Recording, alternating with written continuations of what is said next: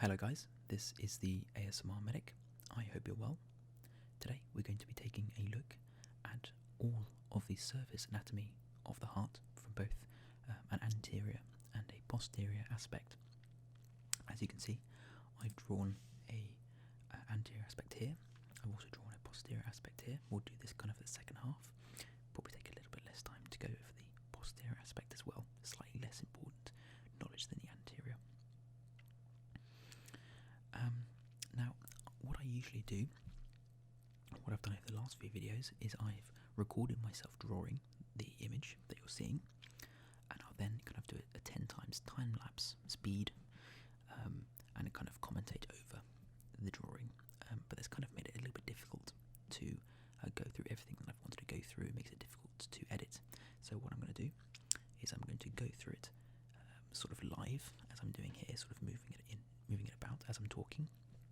You can kind of zoom in and out of important areas, and then I will do a time lapse in the corner showing the drawing if that's still something that you guys want to look at. It's quite a relaxing things to watch, I think. Unfortunately, the process of me drawing the anterior aspect actually got lost, so I can't use that. I do, however, have the footage of me drawing the posterior aspect still, so when we come to that, I'll stick it in the corner, or whenever it's most suitable to start showing it. You can still have that kind of satisfying drawing aspect of the video, hopefully. So let's just jump straight in. I think the best way to start ourselves off on our journey around the surface anatomy of the heart. Quick note beforehand though as well. I'm not going to go into any deep physiology of the heart. Really, only some very simple ways that the heart works and circulatory system. I'll be showing sort of what type of blood, deoxygenated or oxygenated, which side it goes into, where it goes out of. That's about it. I won't be going into systole or dystole, or sort of ECGs or complexes of the heart, or really any kind of clinical side, other than maybe the odd little caveat here and there. That's not what this is. This is purely surface anatomy. We won't be going into the chambers either, and we won't be going into the valves or anything. That will be a different video. I want to get a firm grounding in surface anatomy first. So we all have that kind of image of the heart like this. At least we should do if we're at this stage. We know that this is the left-hand side, this is the right-hand side when we're looking at it from an anterior aspect. This is the right atria up here, right atria. Sorry. Silly. Just talking about, we should know it. That's the left atria, sort of bordered like this. And then we have the left ventricle there, the right atria, like that, bordered like that, and the left ventricle, and it's kind of split down the middle like that. Let's get rid of all of that.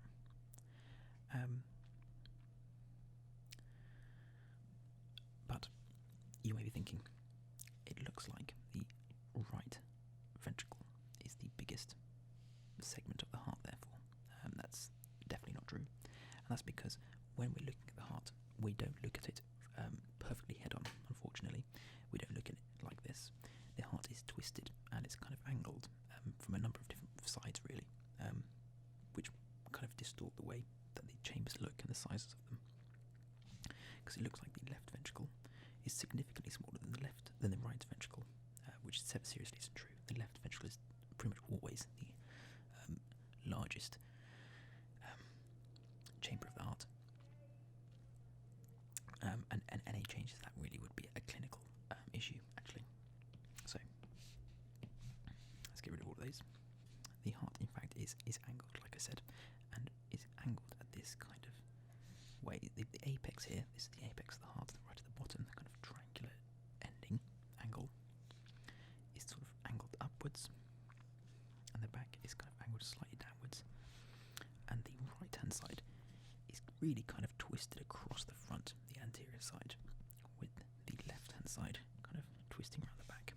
So you have this kind of backwards, like this. If I should draw it on the actual heart itself, angled forward, angled slightly backwards, and the whole thing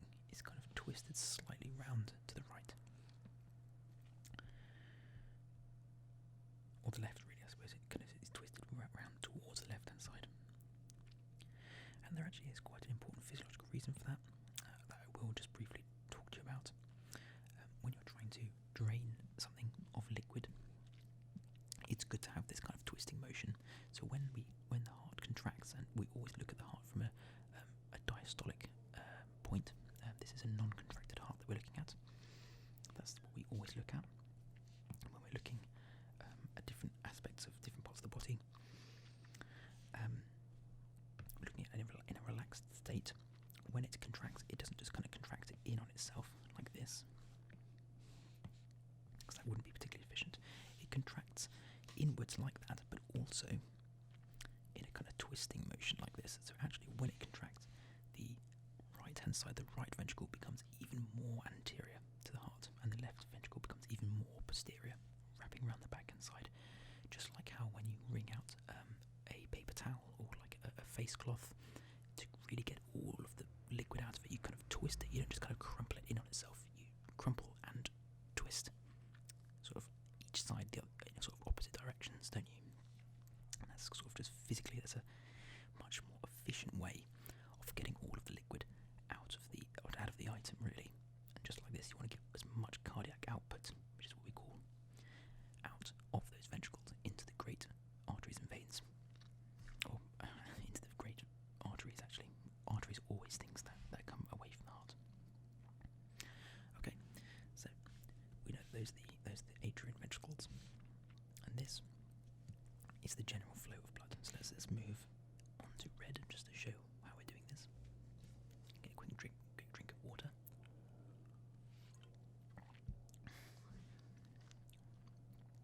So let's start at the right atrium, our kind of bath of blood. Now, deoxygenated blood, which comes from the upper and lower body, come through two of the large veins of the body, known as the superior vena cava here. Actually, yeah, let's do it in pink just to highlight. The superior vena cava into the right atrium, and through the inferior vena cava down here. It's not shown in this picture. Up in like that. Blood then goes from here. It is pumped and drains into the right ventricle, from where it can then be pumped at a relatively high pressure to the lungs to become re-oxygenated. So it goes from here into what we know as the pulmonary trunk, this kind of large area here, into the left and right pulmonary arteries. Arteries, as we know, are the vessels that come away from the heart, that carry blood away from the heart. So blood goes like this, and to the right pulmonary arteries, to the left and right lungs, where they can have carbon dioxide removed from the blood and oxygen perfuses into the blood. This newly oxygenated blood then needs to be pumped to the body. So in order to do that, it needs to have another big dose of high pressure from the heart. So it returns through the venous system. As we know, that's what venous means. It means any blood returning to the heart. So it comes from the lungs, from the left and right lungs, in through the left and right pulmonary veins, comes in through here as well, into the left atrium, which then again is pumped and drains into the left ventricle, the largest and most muscular chamber of the heart, and it needs to be that way to pump the blood at as high a pressure as possible to the rest of the blood, so that the muscles and different parts of the body can use that oxygen. It then is pumped from this left ventricle into the aorta, the largest artery in the body. This is known as the ascending aorta, as it ascends upwards into the aortic arch, which is this kind of arch shape that goes up and around. At the kind of top of the aortic arch, we have three large vessels that branch out from it. The first is known as the brachiocephalic trunk. The second, middle, is the left common carotid, and the most left-hand side is the left subclavian artery. The left common carotid goes to the left-hand side of the head. The left subclavian, unsurprisingly, goes subclavian, which means underneath the clavicle, to the left upper body, left arm and such. The brachiocephalic is actually a combination of both the right common carotid and the right subclavian, which is what brachiocephalic means. Brachio means arm, so that is the right subclavian part of that trunk, and the cephalic part of that word means head. So the brachiocephalic will split into the right common carotid, which is the most medial, which goes up to the right hand side of the head, and the right subclavian, which goes to the right upper body and arm, underneath the right clavicle. Okay. The aorta then descends down into the abdominal aorta, which then splits into many, many different arteries and vessels down into the legs and through the abdomen. And that's where our little story ends there. That all of that oxygen is then used from that blood and returns through the venous system back through the superior vena cava and the inferior vena cava into the right atrium, where our little circulatory story began. And then it happens over and over and over again, and that will happen thousands and thousands and thousands of times a day. So let's just get rid of all those little pink lines off my lovely little drawing that I've done.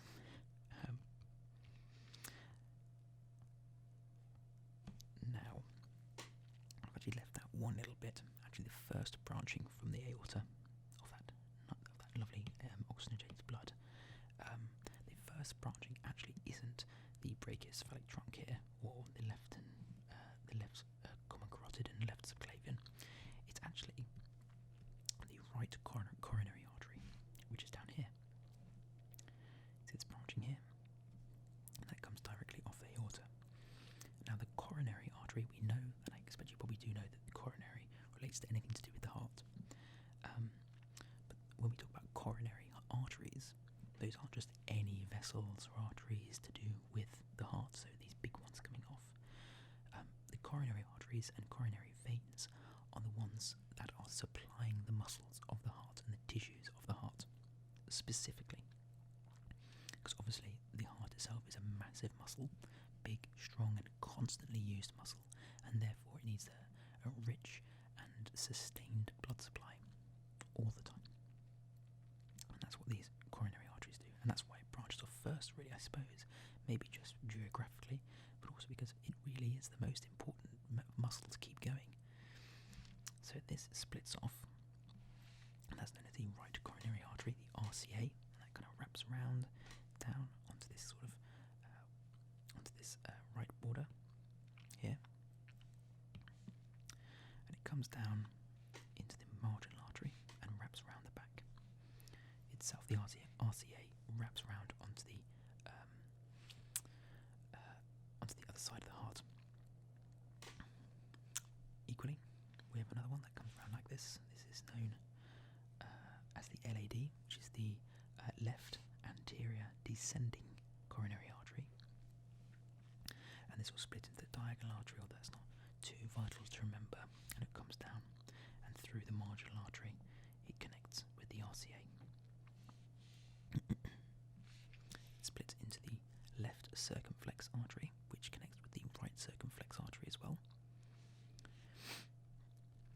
And then we have lots more vasculature on the other side of the heart as well, on the posterior aspect. So, and I think we talked about the apex of the heart as well. That's very important clinically, the position of the apex beat.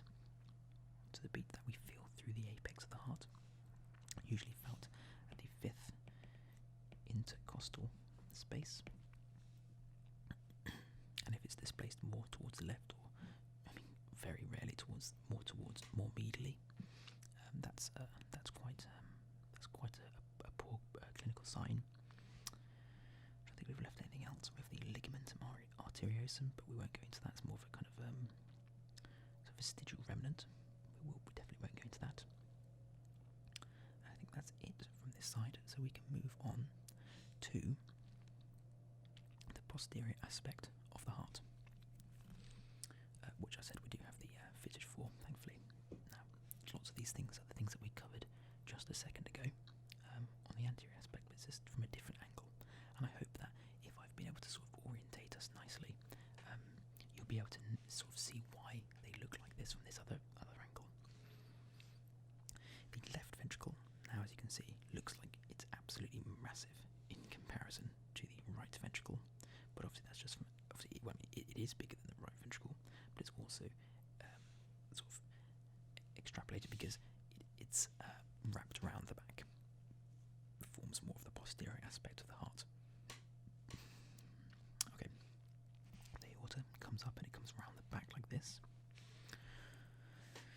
And we also have the left pulmonary arteries here going in like that. Going away like that to the lungs. We have the left pulmonary veins coming in like this, and the right pulmonary veins coming in like that, as well as the inferior vena cava coming in directly from the back. So it comes up like this, and then into the right atrium, and the superior vena cava coming down like that into the right atrium. Okay, let's get rid of some of that markings. I don't think they want to go away. Let's just do that. There we go.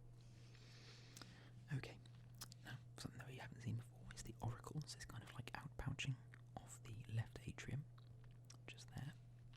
Won't go into the sort of significance of that too much. And we have a number of different coronary arteries and veins. So let's go through these. First of all, we have this large ridge that really does separate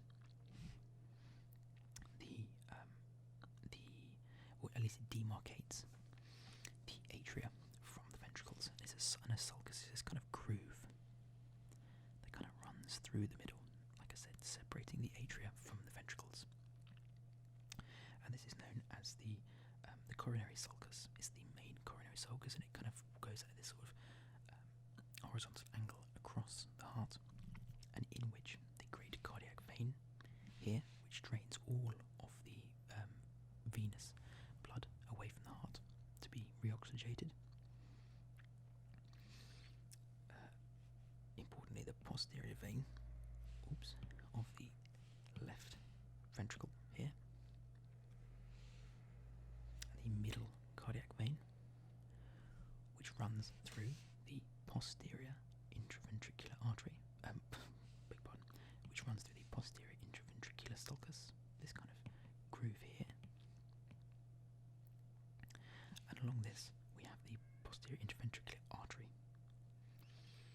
Lots of the veins and the arteries sort of follow each other down different pathways. So as you can see, they kind of follow themselves here, and they follow themselves down that posterior intraventricular sulcus.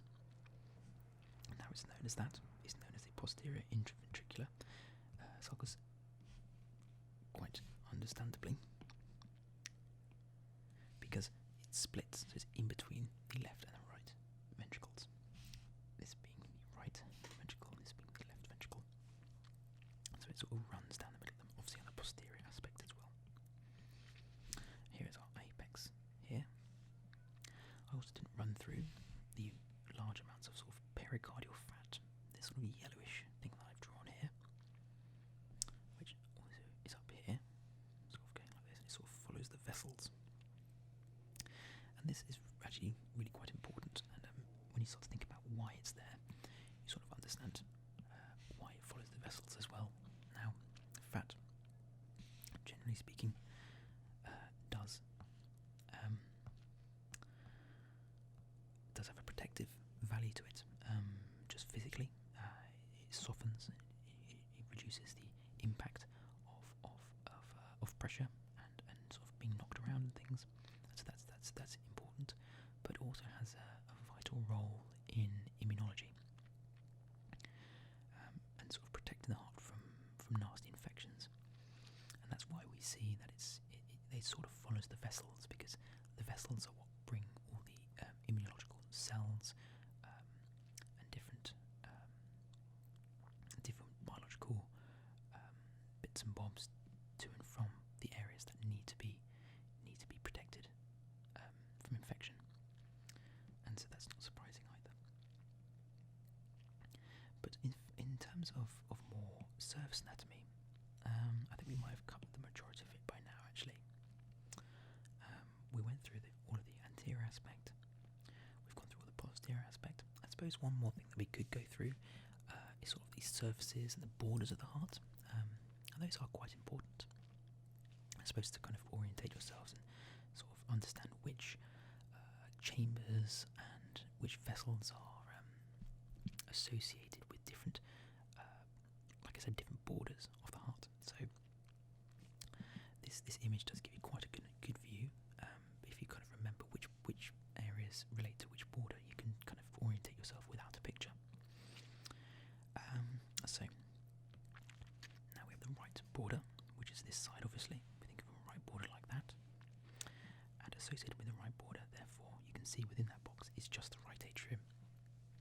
You might think that the right ventricle would be associated with the right border, but not so much really, as you can see. The inferior border is kind of this space all here. And as you can see, you might be thinking, well, the inferior border, that would probably be both the left and the right ventricle. But as you can see in this box, really the majority of the inferior border is the right ventricle. Also very important, a little bit of the left ventricle, I suppose. We don't really think about it in those terms, but actually sometimes some of the right atrium can be involved in that as well. Let's get rid of those. We also have the left border, like so. And that really is all of the left ventricle, and sometimes a little bit of the left atrium as well. But as you can see, that's in stark contrast to the right border, which is really only the right atrium. So you can see there are some significant differences, and it doesn't really work with just sort of normal logic if you don't know exactly where sort of how things are working, how things are interacting. There is also a superior border, although that's not quite as clinically important, I suppose. Like, we don't really refer to things often from the sort of superior border aspect, which is the right and left atrium and the great vessels. So that's the aorta, the pulmonary trunk, superior vena cava as well, I suppose, and the left and right pulmonary veins.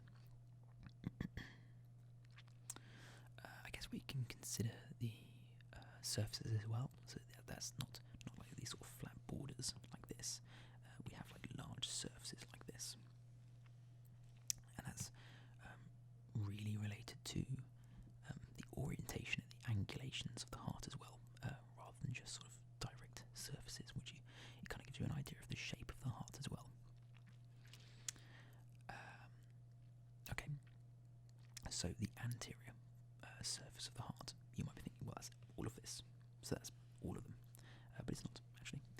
When we talk about the anterior, or the sternocostal surface, sternocostal, obviously relating to the sternum, so sterno and costal, it's relating to everything to do with the costal surfaces, which is the ribs. That's really only just this area. That's really only the right ventricle, because that's the bit that's sort of pointed the most forward. You might think the right atrium as well, but that's obviously, as we said, the top, the sort of the superior border of the heart here. It kind of angles backwards slightly, so it doesn't really get involved with this anterior surface. It really is only the right ventricle, and obviously this is twisted around as well, so the left ventricle doesn't really get involved either. Neither do the great vessels. Okay, let's get rid of that. We have the posterior surface of the heart here, and the things I've read about that, I kind of always thought it was the left and right atrium, but I've been told that the posterior surface is mainly the left atrium, and I guess again that's because, sure, this thing is angled backwards, but it's twisted forwards because of the twisting motion, whereas this is obviously on the posterior aspect, and it's twisted backwards, and it's angled backwards as well, sort of like that. So the most posterior surface is just the left atrium, because this is kind of twisted backwards, but obviously we know the front is angled forwards a bit, so it's not quite involved in the posterior or base surface, as we sometimes refer to it. Let's get rid of that. We also have the inferior surface. So I suppose if we look at it from this angle, that involves all of this area here. That's the inferior surface, and so that does involve both the left and right ventricles. That makes perfect sense because both of them are obviously the most inferior. They're also angled nicely forward as well. Get rid of all that. And we also have and I've just read that here now, I've never really heard of this before, it's the right and left pulmonary surfaces. I suppose it makes sense though. Both of these things are angled backwards towards sort of the posterior side. So you have the right pulmonary surface and the left pulmonary surface. That's all the pulmonary vessels, arteries and veins. Makes perfect sense to me, I suppose. I'm not too sure what you use that for, rather than just sort of like orientation though. Other than that, I think that might be it in terms of surface anatomy. I'll read you a sort of general definition right at the end. Probably should have done it at the start, but the heart is a hollow muscular pump which lies in the middle mediastinum. We won't go into detail about what the mediastinum is though. On its surface, it has several distinctive features which are of anatomical and clinical importance, which we have covered pretty much all of, I think. Okay, let's just have a look through the rest of this little thing that I'm looking at. Talks about sinuses and sulci, but I don't think that's too important to go through right now. Now, I wanted to chat quickly about what you can expect from the rest of this series. This was a very simple way to start, I think. Oops. Apologies for that. Let's carry on.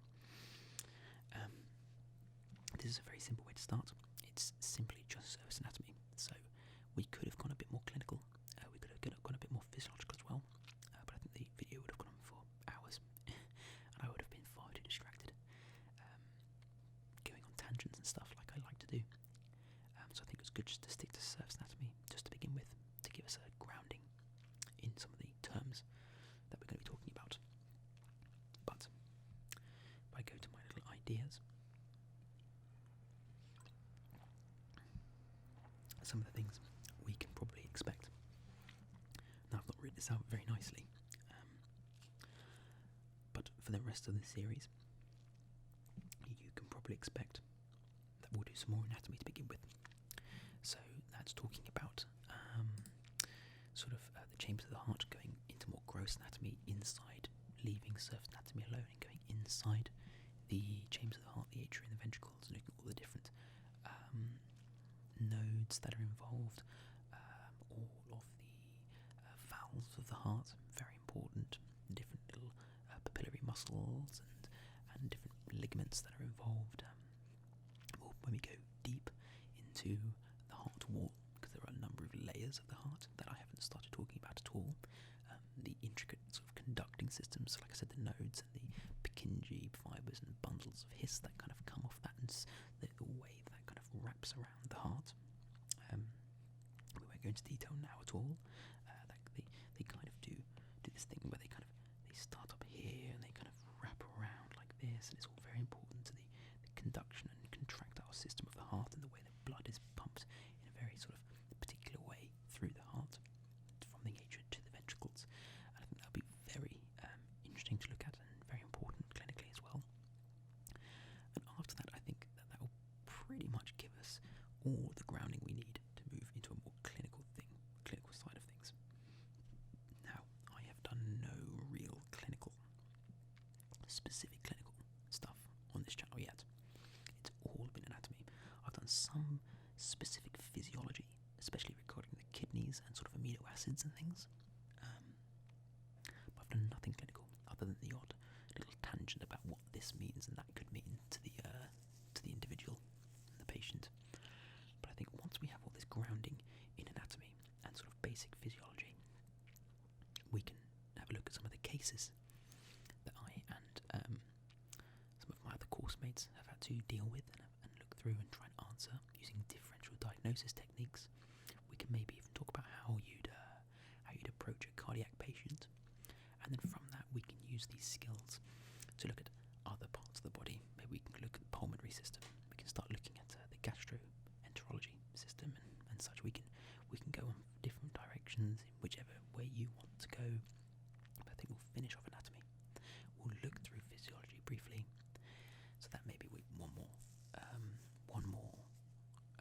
anatomy video, chambers of the heart, valves, conduction system, and in that conduction system we'll look at physiology.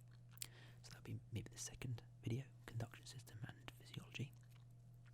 Then we'll look at how to interpret maybe ECGs. We'll have a look at what echocardiograms look like, how you would interpret an angiogram, or at least what it shows clinically. And then from that we can look at some specific cases, and sort of go through what we call CBDs, which are case-based discussions. So we'll take a sort of imaginary case, and we'll try and sort of diagnose this fake patient using our knowledge. So yeah, that could be fun. I hope that would be interesting for you. If this is not what you want, if you want to look at something else, let me know. Let me know what you thought of this video.